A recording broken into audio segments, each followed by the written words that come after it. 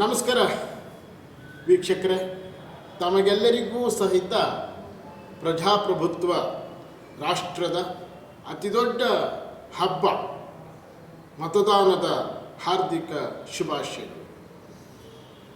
ಪ್ರಾಯಶಃ ಎಲ್ರಿಗೂ ಕೂಡ ಒಂದು ಅಚ್ಚರಿ ಆಗ್ಬೋದು. ನಾವು ಎಲ್ಲ ಹಬ್ಬಗಳಿಗೂ ಶುಭಾಶಯಗಳನ್ನು ಹೇಳ್ತಾ ಇರ್ತೇವೆ. ಗಣೇಶ ಚೌತಿಗೆ ಶುಭಾಶಯಗಳು ಹೇಳ್ತೇವೆ, ದೀಪಾವಳಿಗೆ ಹೇಳ್ತೇವೆ, ಯುಗಾದಿಗೆ ಹೇಳ್ತೇವೆ, ರಾಮನವಮಿಗೆ ಹೇಳ್ತೇವೆ, ರಂಜಾನಿಗೆ ಹೇಳ್ತೇವೆ, ಕ್ರಿಸ್ಮಸ್ಸಿಗೆ ಹೇಳ್ತೇವೆ, ಮಹಾವೀರ ಜಯಂತಿಗೆ ಹೇಳ್ತೇವೆ, ಬುದ್ಧ ಪೂರ್ಣಿಮೆಗೆ ಹೇಳ್ತೇವೆ.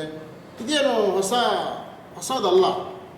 ನಮಗೆಲ್ಲರಿಗೂ ಗೊತ್ತಿರಬೇಕಾಗಿರುವಂತಹ ಮತ್ತು ನಾವೆಲ್ಲರೂ ಅತ್ಯಂತ ಸಂತೋಷದಿಂದ ಆಚರಣೆ ಮಾಡಬೇಕಾದಂತಹ ಬಹುದೊಡ್ಡ ಹಬ್ಬ, ಪ್ರಜಾಪ್ರಭುತ್ವದ ಹಬ್ಬ ಅಂತಂದರೆ ಅದು ಚುನಾವಣೆ ಮತ್ತು ಅದರಲ್ಲಿ ನಾವು ಮಾಡುವಂತಹ ಮತದಾನ. ಈಗ ನಮ್ಮ ಎದುರುಗಡೆ ನೇರವಾಗಿ ವಿಚಾರಕ್ಕೆ ಬಂದುಬಿಡ್ತೀನಿ. ಈಗ ನಮ್ಮ ಎದುರುಗಡೆಗೆ ಪ್ರಜಾಪ್ರಭುತ್ವದ ಅತಿದೊಡ್ಡ ಹಬ್ಬ ಚುನಾವಣೆಯ ಪರ್ವ ನಮ್ಮ ಎದುರುಗಡೆಗೆ ಬಂದಿದೆ. ಚುನಾವಣಾ ಆಯೋಗ ಪ್ರತಿ ಚುನಾವಣೆಯ ಸಂದರ್ಭದಲ್ಲೂ ಸಹಿತ ಒಂದು ವಿಶೇಷವಾಗಿರ್ತಕ್ಕಂತಹ ಅವರ ಒಂದು ಘೋಷವಾಕ್ಯವನ್ನು, ಸ್ಲೋಗನ್ನನ್ನು ಅವರು ಪ್ರತಿ ಸತಿ ಕೂಡ ಪ್ರತಿ ಚುನಾವಣೆಯಲ್ಲಿ ಮತದಾನವನ್ನು ಪ್ರೋತ್ಸಾಹಿಸುವಂತಹ ದೃಷ್ಟಿಯಿಂದ, ಉದ್ದೇಶದಿಂದ ಅವರು ಪ್ರತಿ ಸಲ ಕೂಡ ಒಂದೊಂದು ಹೊಸ ಘೋಷವಾಕ್ಯವನ್ನು ಅವರು ಬಿಡುಗಡೆ ಮಾಡ್ತಾರೆ. ಈ ಬಾರಿಯ ಚುನಾವಣೆ ಒಂದು ಘೋಷವಾಕ್ಯ ಏನಪ್ಪ ಅಂತ ಹೇಳಿದ್ರೆ, ಚುನಾವಣಾ ಪರ್ವ ದೇಶದ ಗರ್ವ ಅನ್ನುವಂಥ ಒಂದು ವಿಶೇಷವಾಗಿರ್ತಕ್ಕಂತಹ ಒಂದು ಸ್ಲೋಗನನ್ನು, ಘೋಷವಾಕ್ಯವನ್ನು ಅವರು ಬಿಡುಗಡೆ ಮಾಡಿದ್ದಾರೆ. ಅಂದರೆ ನಾವು ಒತ್ತುವಂತಹ EVM ಮಿಷನ್ನಲ್ಲಿ ನಾವು ಹೋಗೇನು ಮತದಾನವನ್ನು ಮಾಡ್ತೀವಲ್ಲ, ಮೊದಲೆಲ್ಲ ಬ್ಯಾಲೆಟ್ ಪೇಪರ್ ಮೇಲೆ ನಾವು ಒತ್ತಬೇಕಾಗಿತ್ತು. ಈಗ ಎಲ್ಲ ಕೂಡ ಆಧುನಿಕ ತಂತ್ರಜ್ಞಾನ EVM ಮಿಷನ್ನಿಗೆ ಹೋಗಿ ನಾವು ಯಾರಿಗೆ ಅಭ್ಯರ್ಥಿಗೆ ಮತದಾನವನ್ನು ಮಾಡಬೇಕು ಅಂತೇಳಿ ಸಂಕಲ್ಪ ಮಾಡಿರ್ತೀವಿ, ಅಲ್ಲಿ ಹೋಗಿ ಆ ಬಟನನ್ನು ಒತ್ತುವಂಥದ್ದು. ನಾವು ಮಾಡಿದಂತಹ ಆ ಮತದಾನ ಬಟನ್ ಒತ್ತಿದ ನಂತರದಲ್ಲಿ ಯಾರಿಗೆ ಆ ಮತದಾನವನ್ನು ಮಾಡಿದ್ದೇವೆ ಅನ್ನುವಂಥದ್ದು ಸಹಿತ ಅಲ್ಲಿ ನಮಗೆ ಗೊತ್ತಾಗುವಂಥ ವ್ಯವಸ್ಥೆ ಕೂಡ ಈಗಾಗಲೇ ಇದೆ. ಇಡೀ ದೇಶದಲ್ಲಿ ಇದು 2ನೇ ಹಂತದ ಚುನಾವಣೆ. ಒಂದು ಹಂತದ ಚುನಾವಣೆ ನಡೆದೋಗಿದೆ, ಇದು 2ನೇ ಹಂತದ ಚುನಾವಣೆ. ಕರ್ನಾಟಕದಲ್ಲಿ ಇದು ಮೊದಲ ಹಂತದ ಚುನಾವಣೆ.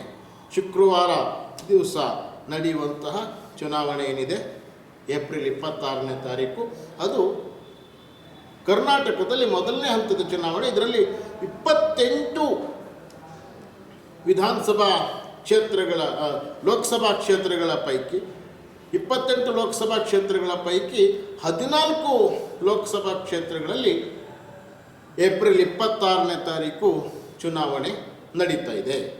ಇದರಲ್ಲಿ ನಮ್ಮ ಇಡೀ ರಾಜ್ಯದ ಮತದಾರರ ಸಂಖ್ಯೆಯನ್ನು ನಾವು ನೋಡೋದಾದರೆ 5,47,00,000 ಜನ ಮತದಾರರು ನಮ್ಮ ರಾಜ್ಯದಲ್ಲಿದ್ದಾರೆ. 5,47,00,000 ಜನ. ಅದರಲ್ಲಿ ಈ ಮೊದಲ ಹಂತದ 14 ಲೋಕಸಭಾ ಕ್ಷೇತ್ರಗಳಲ್ಲಿ ಮತದಾನ ಮಾಡೋದಕ್ಕೆ ಸಿದ್ಧ ಆಗಿರುವಂಥವರು 2,88,00,000 ಜನ ಮತದಾರರಿದ್ದಾರೆ. 2,88,00,000. ಇದರಲ್ಲಿ 1,44,28,000 ಜನ ಪುರುಷ ಮತದಾರರಿದ್ದಾರೆ. 1,43,88,000 ಮಹಿಳೆಯರಿದ್ದಾರೆ. ಇವರೆಲ್ಲರಿಗೂ ಸಹಿತ ಒಂದು ದೊಡ್ಡ ಅವಕಾಶ. ಹಬ್ಬಗಳು, ನಾವು ಆಚರಣೆ ಮಾಡುವಂಥ ಹಬ್ಬಗಳು ವರ್ಷ ಪೂರ್ತಿ ಬೇರೆ ಬೇರೆ ಹಬ್ಬಗಳು ಬರ್ತಾನೆ ಇರ್ತವೆ.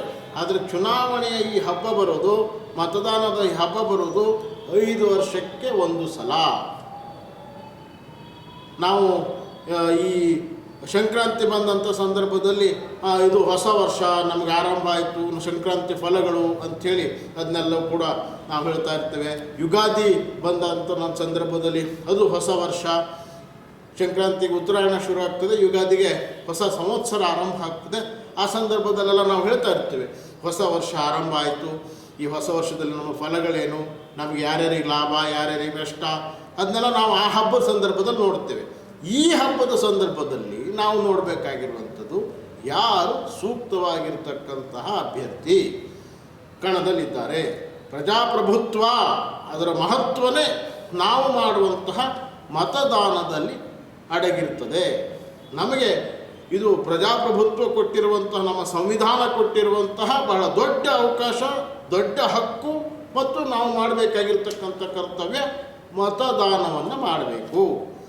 ನಾನು 14 ಲೋಕಸಭಾ ಕ್ಷೇತ್ರಗಳ ಒಂದಿಷ್ಟು ಮಾಹಿತಿಯನ್ನು ಹೇಳೋದಕ್ಕಿಂತ ಮುಂಚೆ ಪ್ರಪ್ರಥಮವಾಗಿ ಎಲ್ಲರಲ್ಲೂ ಸಹಿತ ನಾವು ಮನವಿಯನ್ನು ಮಾಡ್ತಾ ಇರುವಂಥದ್ದು, ಪಬ್ಲಿಕ್ ಪವರ್ ನ್ಯೂಸ್ನ ಮೂಲಕ ಮನವಿಯನ್ನು ಮಾಡ್ತಾ ಇರುವಂಥದ್ದು ಮತ್ತು ನಾವೆಲ್ಲರೂ ಸಂಕಲ್ಪವನ್ನು ಮಾಡಬೇಕಾಗಿದೆ.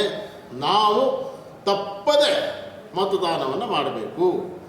ಚುನಾವಣಾ ಆಯೋಗ ಘೋಷಣೆ ಮಾಡಿದೆ, ಚುನಾವಣಾ ಪರ್ವ ದೇಶದ ಗರ್ವ ಅನ್ನುವಂತಹ ಒಂದು ಏನು ಅವರು ಘೋಷವಾಕ್ಯವನ್ನು ಮಾಡಿದ್ದಾರೆ. ಹಾಗಾಗಿ ನಾವು ಮತದಾನವನ್ನು ಮಾಡಿದ ನಂತರದಲ್ಲಿ ನಮ್ಮ ಕೈಗೆ ಆ ಒಂದು ಇಂಕನ್ನೇನು ಹಾಕ್ತಾರಲ್ಲ, ನಾನು ಮತದಾನ ಮಾಡಿದೆ ಅನ್ನುವಂಥದ್ದನ್ನು ನಾವು ತೋರಿಸ್ತೇವಲ್ಲ, ಅದು ನಮ್ಮ ಗರ್ವ ಆಗಬೇಕು.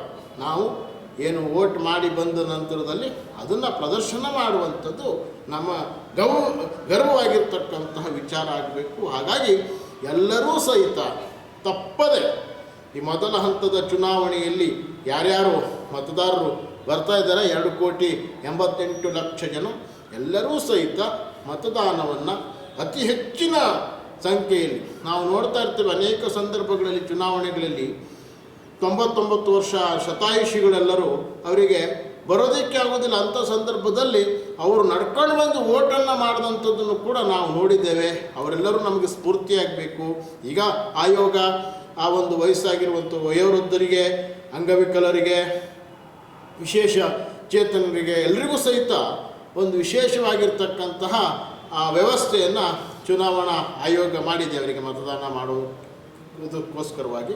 ಆದರೆ ಅವರೆಲ್ಲರೂ ಸಹಿತ ಅಷ್ಟೊಂದು ಉತ್ಸಾಹದಿಂದ ಮತದಾನವನ್ನು ಮಾಡ್ತಾರಲ್ಲ, ನಾವು ಸಹಿತ ಅದರಲ್ಲಿ ಪಾಲ್ಗೊಂಡು ಮತದಾನವನ್ನು ಮಾಡೋಣ. ಈ ಒಂದು ಹಬ್ಬವನ್ನು ಸಂಭ್ರಮದಿಂದ ಆಚರಣೆ ಮಾಡೋಣ, ಖುಷಿಯಿಂದ ಆಚರಣೆ ಮಾಡೋಣ. ಎಲ್ಲರೂ ಸಹಿತ ಮತದಾನದಲ್ಲಿ ತಪ್ಪದೆ ಪಾಲ್ಗೊಂಡು ಈ ಒಂದು ಹಬ್ಬವನ್ನು ಸಂಭ್ರಮಿಸೋಣ ಅನ್ನುವಂಥದ್ದು ನಮ್ಮ ಆಶೆಯಾಗಿದೆ. ಆ ನಂತರದಲ್ಲಿ ನಾವು ಈ ಮೊದಲ ಹಂತದಲ್ಲಿ ನಡೆಯುವಂತಹ ಈ ಒಂದು 14 ಕ್ಷೇತ್ರಗಳ ಒಂದು ವಿಚಾರ ನಾವು ಬಹಳ ಆಳಕ್ಕೆ ಹೋಗಿ ಚರ್ಚೆ ಮಾಡೋದು ಏನು ಬೇಕಾಗಿಲ್ಲ. ಆದರೆ ಅಲ್ಲಿರುವಂತಹ ಈಗಾಗಲೇ 14 ಕ್ಷೇತ್ರಗಳು ಏನಿದ್ದಾವೆ ಅದರಲ್ಲಿ ಬಹಳ ಮುಖ್ಯವಾಗಿ ರಾಜಧಾನಿ ಬೆಂಗಳೂರಿನಲ್ಲಿರುವಂತಹ 3+1 ಬೆಂಗಳೂರು ಉತ್ತರ, ಬೆಂಗಳೂರು ದಕ್ಷಿಣ, ಬೆಂಗಳೂರು ಕೇಂದ್ರ ಮತ್ತು ಇಡೀ ರಾಜ್ಯದಲ್ಲಿ ದೊಡ್ಡ ಹೈಪನ್ನು ಕ್ರಿಯೇಟ್ ಮಾಡಿರುವಂತಹ ಬೆಂಗಳೂರು ಗ್ರಾಮಾಂತರ, ಈ 4 ಕ್ಷೇತ್ರಗಳು ಈ ಮೊದಲ ಹಂತದ ಚುನಾವಣೆಯಲ್ಲಿ ಬರ್ತಾ ಇದ್ದಾವೆ. ಆ ನಂತರದಲ್ಲಿ ಉಡುಪಿ, ಚಿಕ್ಕಮಗಳೂರು, ಮಂಗಳೂರು, ದಕ್ಷಿಣ ಕನ್ನಡ ಅಂದರೆ ದಕ್ಷಿಣ ಕನ್ನಡ ಅಂತ ಮಂಗಳೂರು ಲೋಕಸಭಾ ಕ್ಷೇತ್ರ ಏನಿದೆ ದಕ್ಷಿಣ ಕನ್ನಡ, ಅದು ಕೂಡ ಮೊದಲ ಹಂತದಲ್ಲಿ ಬರ್ತಾ ಇರುವಂಥದ್ದು. ಹಾಸನ ಲೋಕಸಭಾ ಕ್ಷೇತ್ರ, ಚಿತ್ರದುರ್ಗ, ತುಮಕೂರು, ಮಂಡ್ಯ, ಮೈಸೂರು, ಚಾಮರಾಜನಗರ, ಚಿಕ್ಕಬಳ್ಳಾಪುರ, ಕೋಲಾರ, ಈಗಾಗಲೇ ಬೆಂಗಳೂರಿನ ನಾನು ಕೇಳಿದ್ದೀವಿ. ಇವೆಲ್ಲವೂ ಸೇರಿ 14 ಲೋಕಸಭಾ ಕ್ಷೇತ್ರಗಳಲ್ಲಿ ಮತದಾನ ನಡೀಲಿಕ್ಕಿದೆ. ನಾವು ಹಿಂದಿನಿಂದ ಸಹಿತ ಯಾಕೆ ನಾನು ಇದನ್ನು ಒತ್ತಿ ಹೇಳ್ತಾ ಇದ್ದೇನೆ ಅಂದರೆ, ರಾಜಧಾನಿ ಬೆಂಗಳೂರಿನಲ್ಲಿರುವಂತಹ ಮತದಾರರ ವಿಚಾರವಾಗಿ ಭಾಳಷ್ಟು ಸಲ ಚುನಾವಣಾ ಆಯೋಗವೇ ಆತಂಕವನ್ನು ಕೂಡ ವ್ಯಕ್ತಪಡಿಸ್ತದೆ. ಯಾಕಂದರೆ ಅತ್ಯಂತ ಸುಶಿಕ್ಷಿತರು ಇರುವಂತಹ, ಬೇರೆಯವರಿಗೆ ಬುದ್ಧಿಯನ್ನು ಹೇಳುವಂತಹ, ಆ ಬುದ್ಧಿಮಟ್ಟ ಇರುವಂತಹ ಜನರು ವಾಸಿಸುವಂತಹ ಬೆಂಗಳೂರು ನಗರದಲ್ಲಿ ಅನೇಕ ಸಂದರ್ಭದಲ್ಲಿ ಮತದಾನದ ಆ ಒಂದು ಪ್ರತಿಶತ ತುಂಬ ಕಡಿಮೆ ಆಗಿಬಿಟ್ಟಿರ್ತದೆ. ಮಧ್ಯಾಹ್ನ ಆದಂಗೆ ಆತಂಕ ಕೂಡ ಹೆಚ್ಚಾಗ್ತಾ ಇರ್ತದೆ.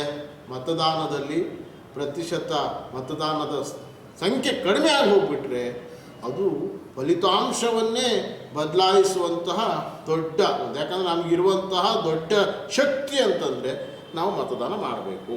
ಹಾಗಾಗಿ ಎಲ್ಲರೂ ಸಹಿತ ಈ ಚುನಾವಣಾ ಆಯೋಗ ಸಾಕಷ್ಟು ಅನುಕೂಲಗಳನ್ನು ಈಗಾಗಲೇ ಎಲ್ಲ ಒಂದು ಮತದಾರರಿಗೂ ಸಹಿತ ಮಾಡಿಕೊಟ್ಟಿರ್ತಕ್ಕಂಥದ್ದು. ಇಡೀ ರಾಜ್ಯದಲ್ಲಿ ಈಗಾಗಲೇ ನಾನು ಹೇಳಿದೆ, ಏನು 5,47,00,000 ಮತದಾರರಿಗೋಸ್ಕರವಾಗಿ ಈಗಾಗಲೇ ಎಲ್ಲ ಒಂದು ಸಿದ್ಧತೆಗಳನ್ನು ಅವರಿಗೆ ಮತದಾನವನ್ನು ಮಾಡೋದಕ್ಕೋಸ್ಕರವಾಗಿ ಎಲ್ಲ ಸಿದ್ಧತೆಗಳನ್ನು ಸಹಿತ ಈಗಾಗಲೇ ಮಾಡಿರುವಂಥದ್ದನ್ನು ನಾವು ಈಗಾಗಲೇ ನೋಡ್ತಾ ಇದ್ದೇವೆ. ಹಾಗಾಗಿ ಈ ಎಲ್ಲ ಮತದಾರರು ಸಹಿತ ಅತ್ಯಂತ ಸಂಭ್ರಮ ಸಡಗರದಿಂದ ನಾವು ಈ ಒಂದು ಮತದಾನದಲ್ಲಿ ಪಾಲ್ಗೊಳ್ಳೋಣ. ಈಗಾಗಲೇ ಆಯೋಗ ಹೇಳಿರುವ ಹಾಗೆ ಚುನಾವಣಾ ಪರ್ವ ದೇಶದ ಗರ್ವ. ಹಾಗಾಗಿ ಮತದಾನವನ್ನು ಮಾಡುವಂಥದ್ದು ನಮಗೊಂದು ಹೆಮ್ಮೆಯ ವಿಚಾರವಾಗಲಿ, ಗರ್ವದ ವಿಚಾರವಾಗಲಿ. ನಾವೆಲ್ಲರೂ ಕೂಡ ಭಾಳ ಕೆಲವೊಂದು ವಿಚಾರಗಳು ಹೇಳ್ತಿರ್ತಾರೆ, ನಾವು ಗರ್ಜಿಸಿ ಹೇಳಬೇಕು ಹಂಗೆ ಹಿಂಗೆ ಅಂತೇಳಿ.